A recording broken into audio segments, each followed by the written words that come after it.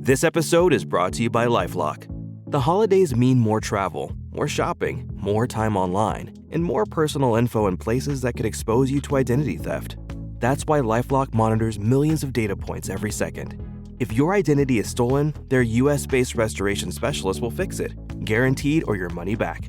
Get more holiday fun and less holiday worry with LifeLock. Save up to 40% your first year. Visit LifeLock.com/podcast. Terms apply.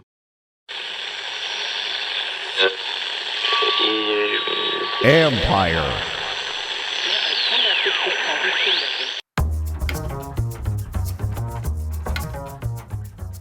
Hey babies, hey babies, hey babies, hey babies, hey babies, hey babies, hey babies. Hi everyone. What's up? How's it going today, everybody? I'm tired. Tired, everybody. Tired. I was gonna say it's Friday before a possibly clinching playoff game. What's with the energy over there? A lot of family, a lot of food, big week. Big week. And we got to turn around and play Sunday night. So ask me this on Monday. I'll let you know. I'll be all hopped up Sunday night. Don't worry about that. Yeah. You don't gotta worry about that one. Okay, that's fair. Are you in my mode where you kind of were craving a salad yesterday because it's just been so much just junk for the last couple of days? Because we got a lot of family in town, so we're having all sorts of dinners. Yep. So that's just not in the cards right now. But yeah, I could use one. I'm passing out at 9:30, 10 o'clock at night, which is very, very, very unusual for me. Very unusual. So I was done at 10 last night too. I was pretty knocked out. So yeah, I'm with you on that one. All right, let's get hyped up, guys. Winning in, playa. Winning in, playa. I don't know that I expected it. I didn't think 11 was on the card this year, but it's very possible. And after watching the Falcons a lot this week, I have full confidence that it's going to go that way this weekend, with one major exception, which I'll talk about, which is the quarterback. But this has been quite a season, and I know we've taken stock of it throughout it and laughed about a lot of the crazy, unprecedented things that have been going on. But this has been by far the most memorable season I think we've had since RG3.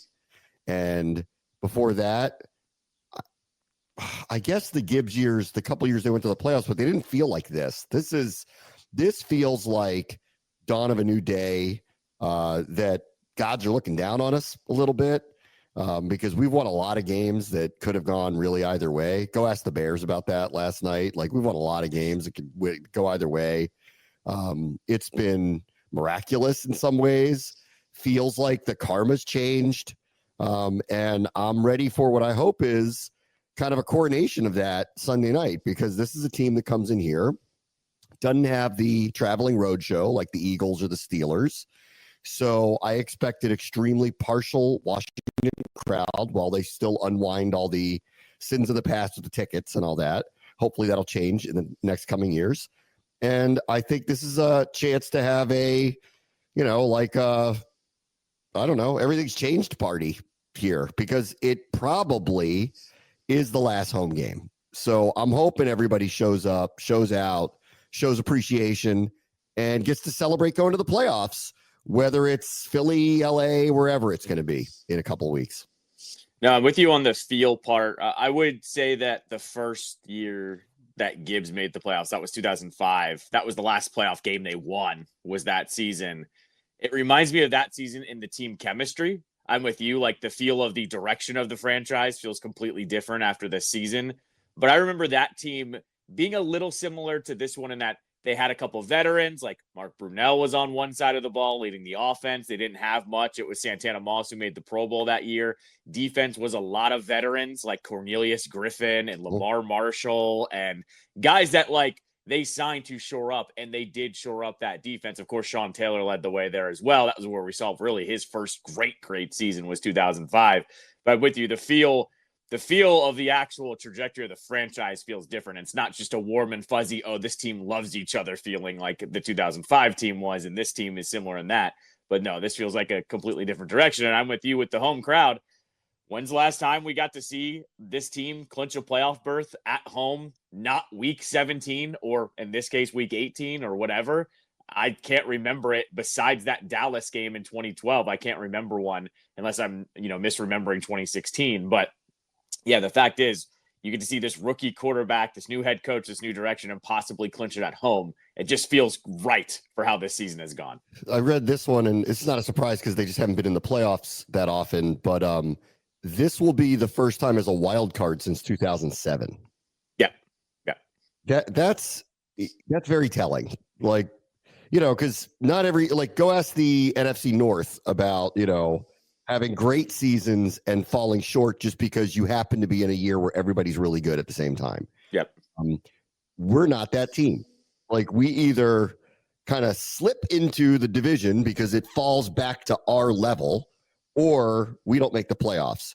And I think that's what feels different about this too, that really for the first time in a while, the baseline has been set. I want to give the coaching staff a lot of credit for that because I'm hoping that it doesn't break up. I don't know what's going to happen in the offseason, but they've clearly set a standard here, a standard they said would happen.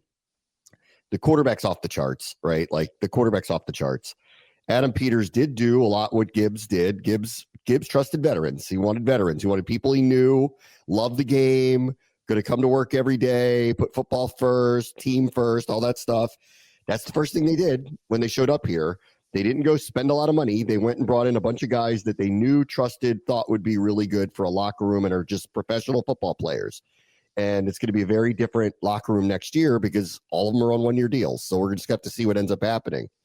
But they've entrusted, this group, and the group has paid them back, and the chemistry is real. And I think you're going to see it on display again Sunday night. I think they are a more cohesive, more aggressive, more physical, because that's what they said their identity would be, team. And I think you're going to see that Sunday night. And if we get lucky, and the Cowboys somehow knock off the Eagles, or, then it'll be fun for a week next week to consider the collapse of Philadelphia if that were to happen. But I'm really excited about what we got coming up Sunday night, because we haven't had this in a long time where it's winning in, and not just because the division happened to be 7-9 this year. It's because they earned it. It's great. No, absolutely. Like, I think in my lifetime, pointing to that 05-07, those two teams, and 2012 that happened too, they were so far in a hole. And all three of those seasons, remember, they had to win 5 or 6 straight just to win the division or sneak in on the wild card. This time around, it has been much more consistent throughout the season. They had their little lull that we've talked about, and time again, whatever, but they still put themselves in such a good position that here they are at the end of the season with 2 games left, definitively with their own destiny in their hands, which is just not something that I'm even used to, let alone the first year of them drafting Jaden Daniels. Very quickly before we move on to the Falcons, I saw the Ertz Sirianni stuff. Yeah. Which I didn't know anything about until yesterday, like everybody else, and saw the unearthed tape of them having an awkward exchange. And then, I can't believe he's the only one in the NFL actually now. This Big Dom character is like a main character in the NFL. I don't know why other teams don't have their own version of Big Dom. Like, let's go full wrestling. Everybody should have their handler, right?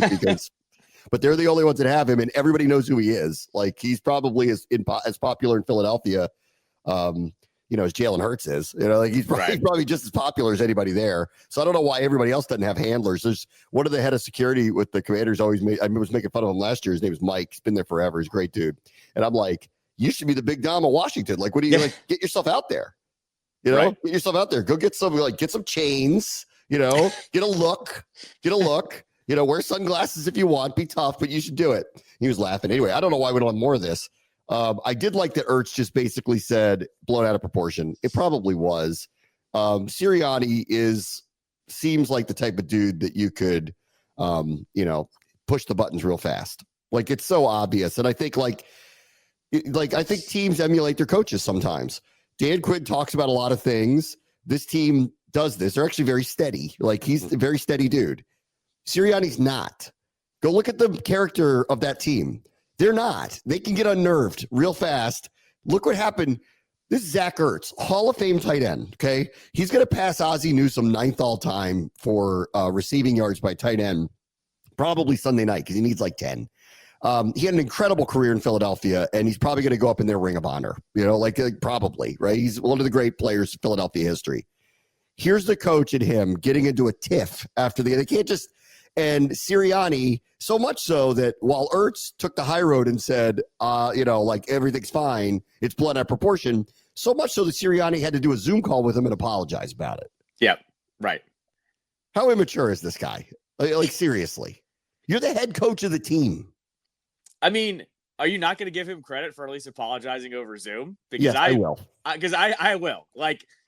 That does take a little bit of swallowing your pride a little bit and not just going into the it was in the moment type situation. So I'll give him a little bit of credit for apologizing. That told me too that it is water under the bridge at this point, that he must have said something really truly in the moment of I overstepped the boundary there. And then if you listen to, I forget which podcast did the breakdown of what it was your guy Big Dom ushering Sirianni into the tunnel, which also told me, okay, even he was all right, guy, let's get you into the locker room.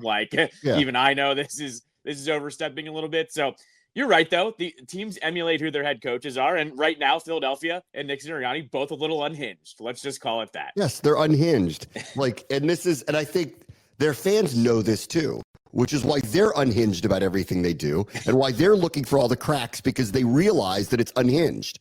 And it's at the point now where they can't not win the division. I mean, I guess they could, but it would take a collapse of all collapses against teams that are out of the playoffs at home to do it. And I don't expect that to happen. But once the playoffs roll around, when things get tough, you've got team all in on everything, Detroit, and team sophomore girls that can't get along with one another. And so which one of them is going to be in the Super Bowl? Got me, guys. We'll just have to see how that one plays out. Well, it's also, I think with the Eagles, though, we've now set ourselves up here, just as media and fans, to say, would you be shocked if that team loses in the wild card? No. Would you be shocked if that team still makes it to the Super Bowl? Also, no. Their boom or bust factor is because they're unhinged right now. Yeah, and I think Saquon's I think he's finally feeling it now. He's we're 12-3, right? Right? He's this is my best season ever. What are you guys talking about? Yeah, he's I'm breaking records, and nobody we lost one game kind of flukishly, but in the last 8 weeks, and you all are upset about something what? Right. We didn't win 4 games in my last 5 years in New York, so I don't know what you guys are complaining about. That's right. Anyway, on Atlanta. The big issue is there's not a lot to work off of on Penix. He played one game. He was fine. There was actually a high level of drops by his receivers in the first game, which I don't know. I would just attribute to maybe it's coming off, a left hand, maybe the spin of the ball, the whole thing, at real time when it's coming, from a different direction like that, it's probably hard to adjust to. So I actually think that that's probably all that was. He was relatively accurate. He didn't take a sack, didn't throw a pick. The Giants are really bad right now, so it's so hard to really gauge it. And the score's a little deceiving because they had 2 preposterous pick sixes in the game. Drew Lock threw 2 preposterous pick sixes in the game. Otherwise, it would have been a ho-hum 17-7, 20-7 type of thing. And it feels impressive because they won by a lot. But if you watch it, it really wasn't. And Drew Lock is not a fit for them. Not a fit. So that's the hanging chat in all of this is we don't really know much about this guy, honestly. Or yeah, he was great in college. I loved him in college the last year specifically. I went to see him on purpose because I was I loved him so much in college. When we went and played Seattle last year, we went to the Washington-Utah game. And I wanted to go see him because I thought at that point he was going to win the Heisman the way he was going. And his accuracy was kind of there in the first go.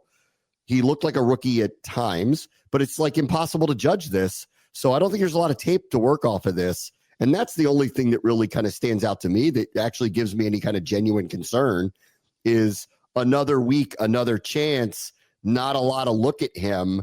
What do they have a few wrinkles that we're not going to have seen coming? I think that's possible this weekend. No, I mean, that's to me was always the number one concern was that it was actually not about the first start here. It was about, do they get him in earlier? Because with a little bit of seasoning, we've seen it. We saw it live with Jaden over the first couple of weeks, was the adjustments happen if these guys actually are going to be NFL quarterbacks, and the speed is going to be a little bit better for him this week. I'm sure he's going to make some better reads. I'm sure now, like you just mentioned, his wide receivers are going to be used to catching the ball a little bit more here. That was always the concern. Was if it was start one, I wasn't really that concerned. But if it was at least one under his belt, a little, the concern level goes up just a little bit, not a crazy amount. What I will say is this too, though, is like the Commanders have been in this position all year. They've had big games. They've lost a lot of those big games. But of course, last week they beat the Eagles. I feel like this is a game where they know they have to win, but the pressure cooker isn't going to be under them. I think it's the opposite with the Falcons. I think the Falcons are, they need to make every single play on every single drive for them to just have a chance to get in. We know how this goes. Like when you're in the pressure cooker like that, bad moments happen here and there. They're the ones that have to win. Yep. Really, all the pressure's on them. And I actually think we're going to have a rabid stadium Sunday night. Yeah. So, we'll see. Here's the other thing about them. They move the ball really well. They can't score. And this is on both sides of the ball, oddly, actually. Like, their red zone offense and defense is bad. Like, the red zone efficiency, stopping anybody in the red zone, and I'm not surprised because I don't really think they're particularly stout up front. To get pressure, they kind of need to bring people. They have this one guy, this inside linebacker, Caden Ellis, who I think is pretty good. It's going to have to be accounted for. But they don't get a lot of pressure on their own up front. Guys like Matthew Judon aren't really making a lot of waves this year. They're decent on the back end. AJ Terrell's pretty good. Jesse Bates having a very good year. A lot of turnovers this year. But that's about it. And their red zone defense is not very good at stopping people. And I don't really even understand the red zone offense. Their bottom third red zone offense, their top 10 offense moving the ball. So they can move the ball. Not a surprise. Bijan Robinson's amazing. He is behind Derrick Henry and Saquon Barkley, probably best running back in the NFL, third best running back in the NFL. He's got the numbers to prove it too. They get in the red zone though, and they can't score. So if that continues, we're going to win, obviously. It's hard to believe they can't score. They don't just have one good running back. They got two. Algiers a very good backup running back. Their offensive line's really good. Now they have a quarterback that can move a little bit, so maybe it'll change. They got a big target in London, and Pitts is, I don't even understand it. I actually don't think I've ever seen anything like this one. He looks the part, feels the part, and we're too many years into his career. And maybe I'll be eating my words if he has his breakout game. But you know what? It'll be the first in 4 years if he pulls it off now. When they picked that dude, he was like, he's going to change the tight end position. And he's like a non-factor for them.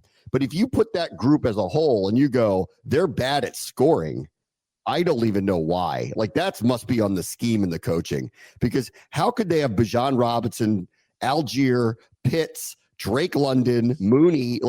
They have no excuses for targets, weapons, or bad matchups for the other team, but they don't score very much. So I don't know what's up with them.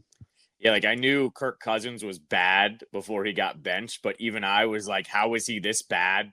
Not just throwing it up to a couple of these dudes and with a good run game. And then I saw how bad Kirk was. But still, I was kind of saying, if this skill position group doesn't pick up Penix, this is on them, really. They are a talented group, yet have never been able to really put it together. And I don't understand why. And maybe that's your sign to start breaking it up a little bit. And if you can move some parts for some draft picks or something like that, maybe that's what you start to explore. I mean, I don't know, but it reads to me a lot like it's got to be the scheme. All of a sudden Kirk isn't good at football anymore. That doesn't make any sense to me. That just doesn't. They don't have receivers. Yeah, they do. They have good receivers. They don't have a tight end. Yeah, they do. They have the third best in a year or two, the best running back in the NFL on their team. They have a really good offensive line. They've used 3 first-round picks, offensive linemen, and a second-round pick on another. There's no reason why their offense shouldn't be really good. For Kirk though, it has been a little mobility too though. The Achilles is not back to what it was. He was not moving the same either. So I will interject on that one. Yeah. I don't know. I just don't feel like he forgot how to play in 1 year. And I think that there's too many good high level weapons on that team that I just don't understand it. So whatever, that's your problem. We'll find out this weekend. A couple things to note. Terry can set franchise marks this weekend. If he gets one more touchdown, no Washington receivers ever had more than 12 touchdown catches in a season. So he can do that this or next weekend. I'm hoping they do that at home. So I hope they target him. I'm going to put that bug in Quinn's ear that probably does. They're very cognizant about all this stuff. Like they play like they aren't, but then I'll see like locker room clips and they talk about these things. So they obviously are aware of all of them, but just so everyone knows that can happen this weekend. And there's nobody more deserving than him to get it. And I'd like to see it happen in front of the home crowd. That'd be really cool. So to this point too, I think I said this, last Monday, they need to get him the ball early to get that place going crazy. Like it's the one thing on offense that they can do that gets that crowd going feral, essentially. That when Terry starts getting the ball, that place just goes nuts. So I hope they know that as well. And then I think we're going to see this weekend, revenge of the Washington run game. So there's the other thing about this staff that I have found very interesting. You'll hear staffs like message during the week, and very rarely with this particular one are they off on what they say they're going to deliver on. They may lose or it may not go the way they wanted, but when they emphasize something, I have found it happens the following week. Dan Quinn and both Cliff Kingsbury and Dan Quinn both mentioned the same thing about the run game because it hasn't been going particularly well the last few weeks. And they both said the same thing. They said, what we're seeing is the line is thinking too much. They're not just going. There's a little paralysis by overanalysis. And we've told them, okay, if you're going to make a mistake, do it at full speed. And then Quinn said, he goes, the problem with it is the aggressiveness, which he's saying the same thing. Quinn just kind of breaks it down to, am I going to hit somebody in the face really hard? Because that's what I want to see people do is hit people in the face really hard. So this is why I'm very confident this weekend. B-Rob needs a makeup game from last week. The run game's the identity of the team, really. They can win if they have to with Jaden throwing the ball the way, if it goes a certain way. They've proven now they can win that way if they have to do it. It's not really what they want to do. And I have a feeling we're getting revenge of the run game because aforementioned, I don't love the front of Atlanta. I think there's an advantage here. And I got a feeling this is one of those 150 to 200 yard rush days combined with Jaden, B-Rob, McNichols, who actually ran the ball very hard last week. I have a feeling we're getting revenge of the run game and we get one of those 3 touchdown on the ground games this weekend. I mean, that wouldn't surprise me. That's like kind of the norm for this offense. When they don't rush for 100 yards, it's actually weirder when they don't, when they do. So I'm not going to be surprised if they do run the ball here well. And once again, what wins them most of their games this season has been complementary football. So it's go up by a couple scores, start running the ball, force Penix and that Atlanta offense to start moving the ball by passing. And you're going to hopefully, have the avalanche start where they can't touch you again. You keep going up by a couple scores here and there, and complementary football wins out because those have been their best games this season. Yes. Very quickly, because I'll get to the rest of the slate in a minute. Seriously, what is wrong with Chicago? What is wrong with you guys? This is the second time now. It's the best. This is the second time now that they have botched time management in an almost unthinkable way to lose. The first one was the Detroit game, which made no sense what they were doing. And then last night, they got the ball back with 5 minutes left. Okay. And they couldn't figure out whether they wanted to punt with 2:15 or whatever it was, chose not to. And then from that point forward, there was at one point where they ran 43 seconds off of the clock without doing anything. And then in the end, when you don't get a field goal off to tie the game, none of it makes any sense. So seriously, guys, what is wrong with you? We've all been around long enough to know that clock issues are part of the baked in part of the game, but you guys have taken this to a new level this year. I don't even understand what's going on. If there's some kind of remedial football time management class you all need to take in the offseason, you need to do it because you all are a laughing stock. It's not that you're losing. It's the way you're losing. It starts with your idiot corner waving at our fans before a Hail Mary to now 2 games where you guys ran the end of the clock in the Detroit game, which doesn't even doesn't make any sense whatsoever. And then this one last night again, not that it matters, but what is wrong with you dudes? I mean, it does matter that you only put up 3 points against that defense. I'm not saying the Seahawks are terrible, but they're not anything to write home about.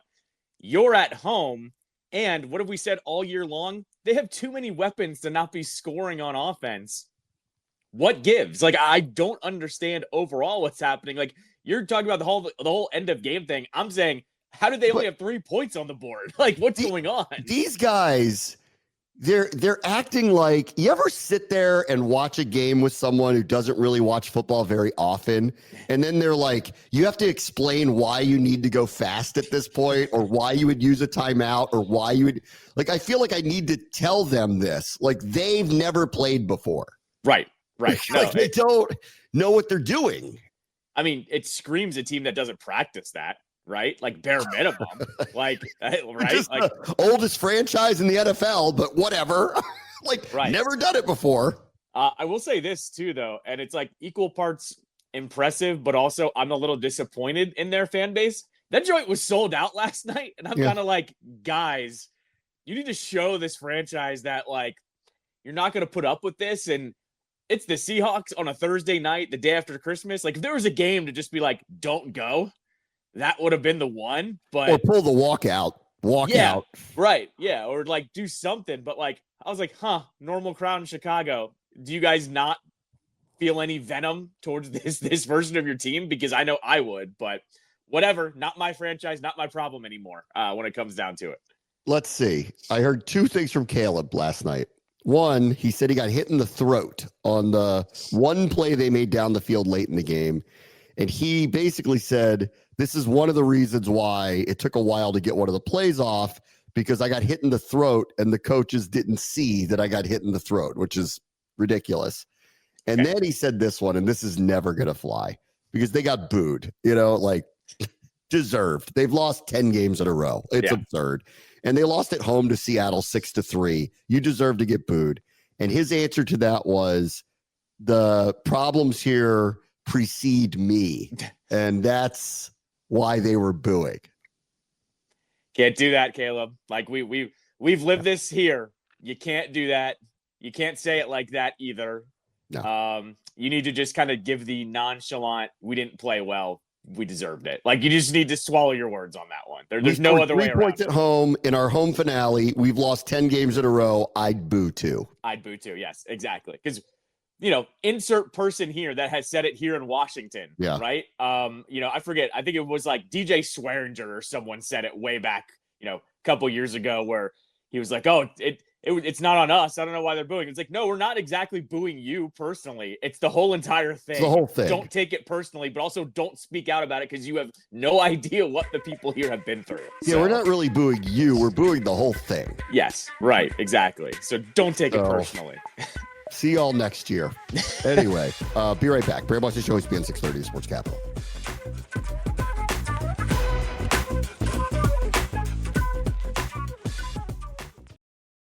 Behind the delivery trucks that keep your life stocked, thousands of employees at BP go to work every day. People bringing a new offshore production platform online. People making our refineries capable of more, like making renewable diesel from agricultural waste. People trading and shipping fuels to our customers. And people helping truckers fill up and get maintenance at our convenient locations. They're part of the more than 300,000 jobs BP supports across the country. Learn more at bp.com/investing in America. All right, welcome back. Let's go through the rest of the Week 17 slate. Chargers will roll into the postseason. They will beat New England across the country, because that's what Harbs does. He's a winner. So we got the Harbaugh boys back in the playoffs together again. I don't know. Can they play each other? I suppose they could, right? Yeah, they could. It's unlikely, right? But they could. I mean, the Ravens are the 3 seed behind? Actually, no, I think they will, right? Because if Pittsburgh wins next week, they'd be the 5 and would play Houston. which means that's right. Harbaugh brothers in the playoffs. How about that one? Yeah, absolutely. Could happen for sure. Who's got it better than us? Nobody. He if the NFC North teams didn't have the records they did, I think Jim Harbaugh might get coach of the year. I mean, the fact that they're going to be in the playoffs in year one, go look at the roster. You're not going to sit there and go, that was a playoff team to start the season. So they've done a very good job. And New England, I know they're sticking with Gerard Mayo, and they for a team that was a dynasty to be flipping around coaches every other year, that would be odd. It'd be an odd thing to do, but we'll keep an eye on that one because that didn't go well year one at all.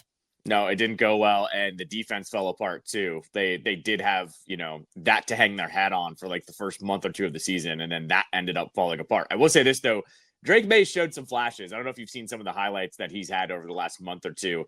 He's actually looked pretty solid. So I'm sure they're going to give him year two. And then if Drake May keeps getting better, there's no shot he sticks around if they don't improve record-wise next season. From the everybody has to say something different from everybody else because everyone's run out of original thought. A friend of mine sent me some ESPN piece that had a blurb saying Drake May had the best season of any rookie quarterback this year.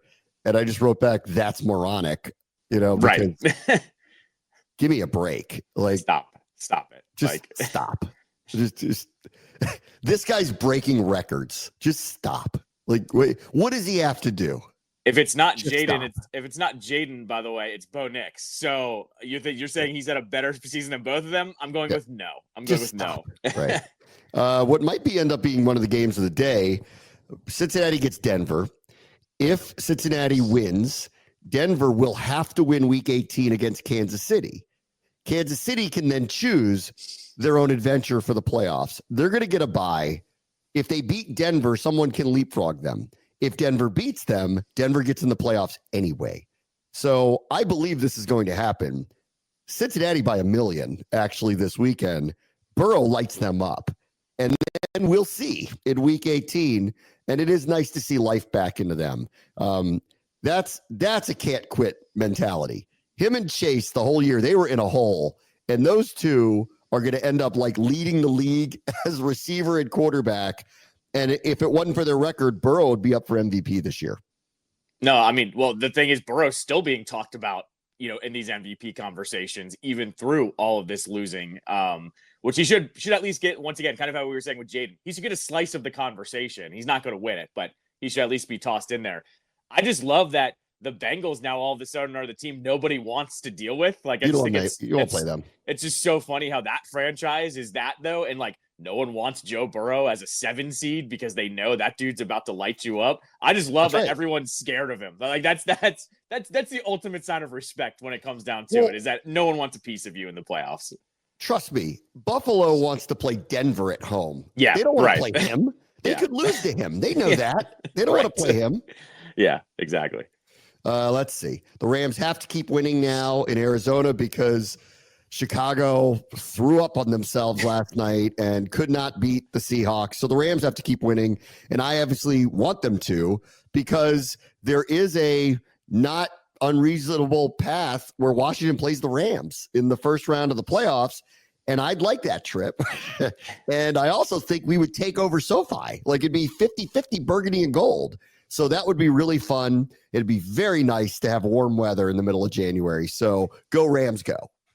No, I'm with you. I think we went through this the other day. Like 3 of the possible opponents, I see this Washington fan base taking over. So yeah, they're one of the ones that, sure, I'll play them. I don't know how much I want to play McVay in the playoffs, but I'll take it for the stadium because I know we'll take over. So, well, it's that or go to Philadelphia. I mean, these are the options at this point. Right. There's still a possibility of Seattle. Not that I'm worried about going up there. Like, I actually think they don't want to play us, honestly, after what happened last week.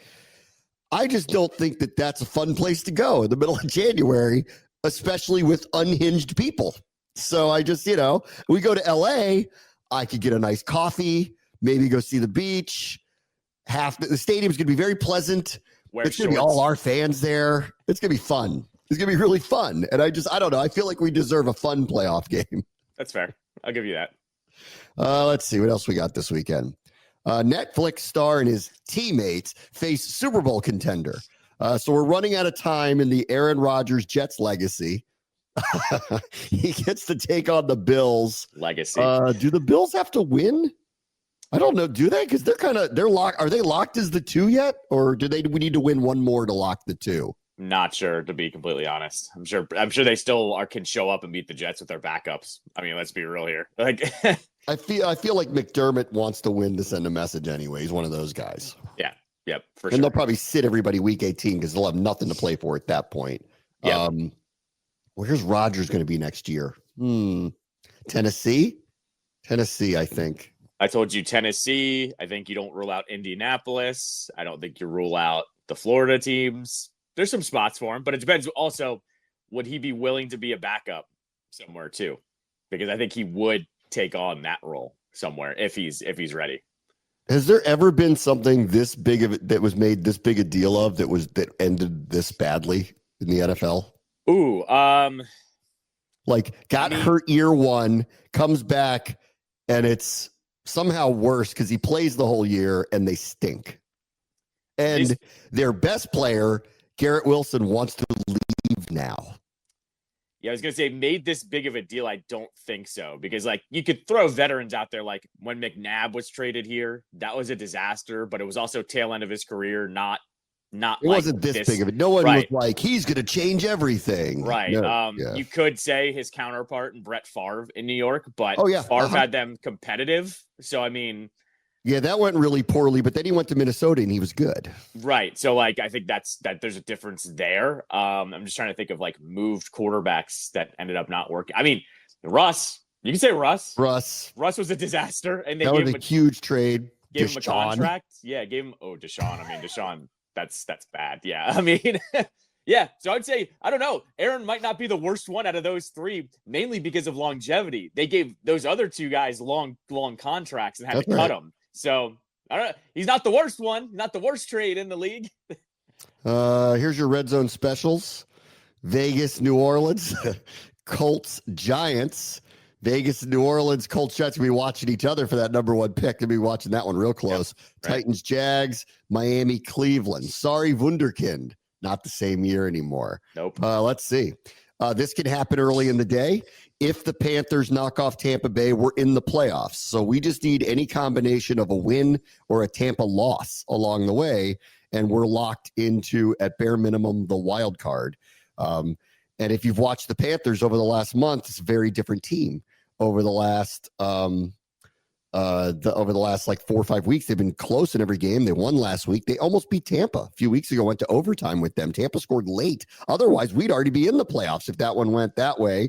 Apparently, Bryce Young's new nickname is Carolina Reaper. I don't know if you've heard that. Okay, I love that. He's got a nickname now. I'm actually happy for this dude that he's kind of come back and looks like a viable NFL quarterback all of a sudden. And Tampa got beat up pretty bad in Dallas.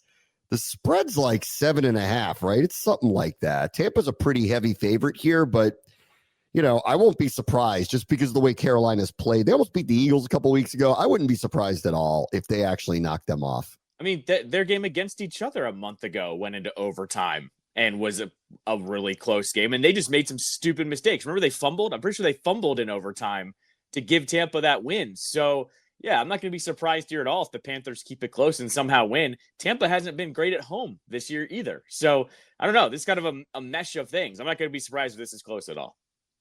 Let's see. Well, here's what we need to know. Is Jalen Hurts playing against Dallas? Because CeeDee Lamb's not now, which he's not going to play against us either. But this is a big deal. Dallas is playing hard, and that's what's important here. They're playing really hard. They've won 4 or 5. Mike is playing hard. Their defense is playing hard. If Jalen doesn't play, you know what? I've been meaning to mention this for a couple of days. I forgot about this. Of all of the excuses that the Eagles people have been making all week for what happened last week, they're acting like Kenny Pickett sucks. Have you noticed that part of it? Yeah. That they're and the whole time I'm sitting there going, this guy was a first-round pick 3 years ago. He doesn't suck and actually didn't play that poorly the other day. He had one bad pick, but he didn't play that poorly the other day. He wasn't their problem. Devontae Smith catches that pass. Saquon catches that pass. He made a number of plays on third downs to extend drives. They had the ball for 10 minutes in the third quarter.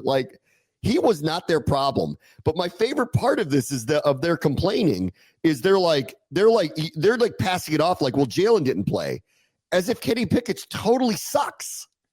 Well, it was also that it wasn't a factor, or that it was a way bigger factor than you're realizing. Like, your defense, like, Jalen doesn't play defense to give up 22 points in the fourth quarter.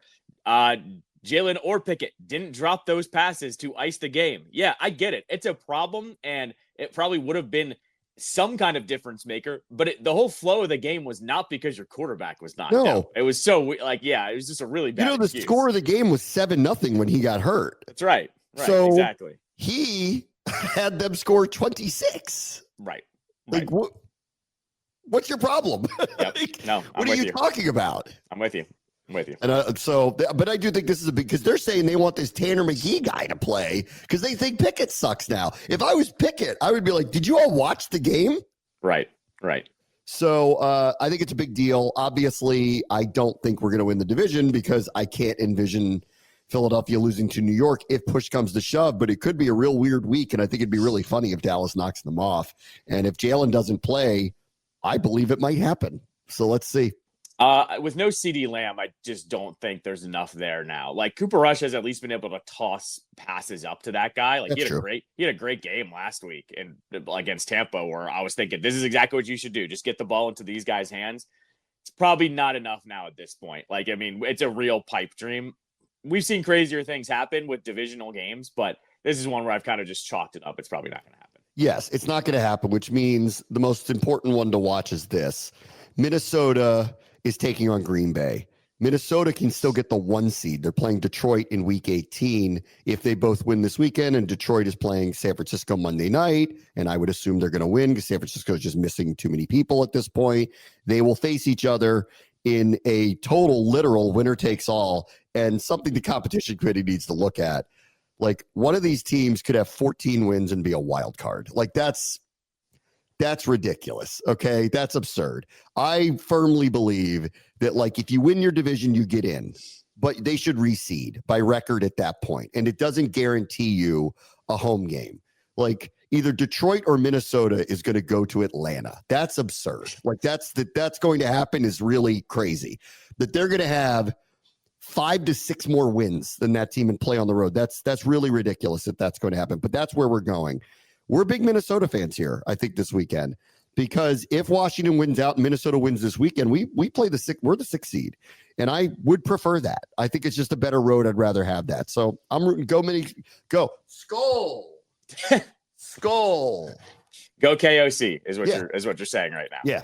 Yeah. No, I'm with you on this one too, especially when it comes to the reseeding thing. You know, I was even a kind of a part of that crowd when the then Washington football team snuck in at 7-9, and they got a home game against Tom Brady and the Bucs. That's ridiculous. Like it's we should have been playing in Tampa. They had a better record than us. We qualify. We won our division, but you don't get the home game out of it. Yeah, I 100% agree. And like it's not going to be every year that this happens, right? Like most years, it will probably play out that the 1 through 4 seeds will be the division winners. But we're now entering a weird realm in the NFL where, especially that division in the North, a 14-win team should not be traveling on the road. Well, it's going to happen in the AFC too, because the wild card team who plays Houston is going to have a better record than them. Yeah, right. So it's going to happen again. Yeah. All right, I'll take a quick break. Bram and Callow, ESPN 630, the Sports Capital.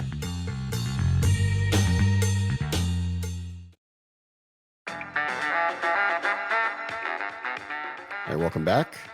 I'll be at the Military Bowl tomorrow night out in Annapolis at Navy's Stadium. East Carolina, NC State. Playa night game. Playa. So I'll be out there if you want to say hello. I'll be on the sideline with them. So I just wanted to give them a little bit of a shout out. Here's a question for you.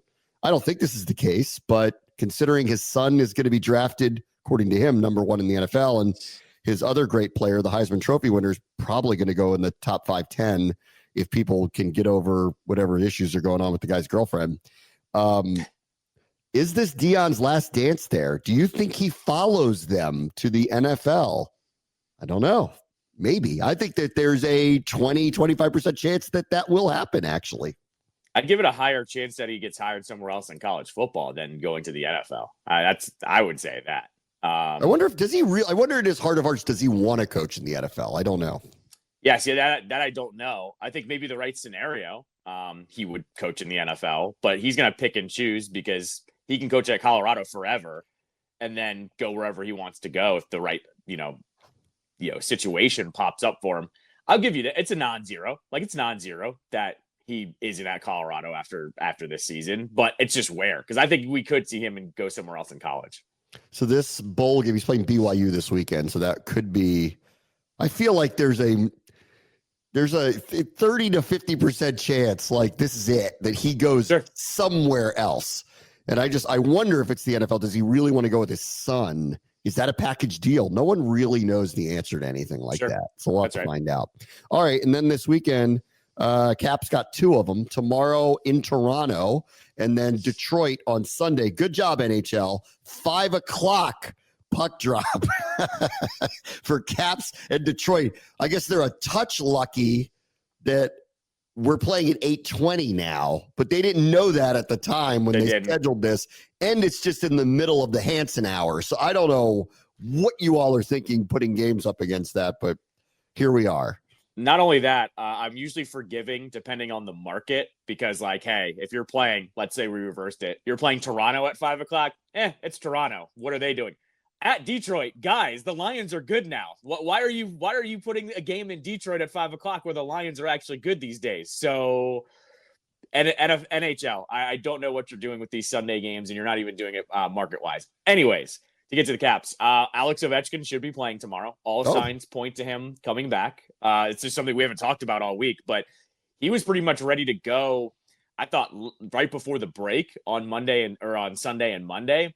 It sounded like they just wanted to wait to give him a few more days and get him through that break. Sounds like he's going to go tomorrow, which would give him, both games on the back-to-back. So we'll see. He loves playing in Canada. He loves playing against the Maple Leafs. So let's see what happens tomorrow against the Maple Leafs.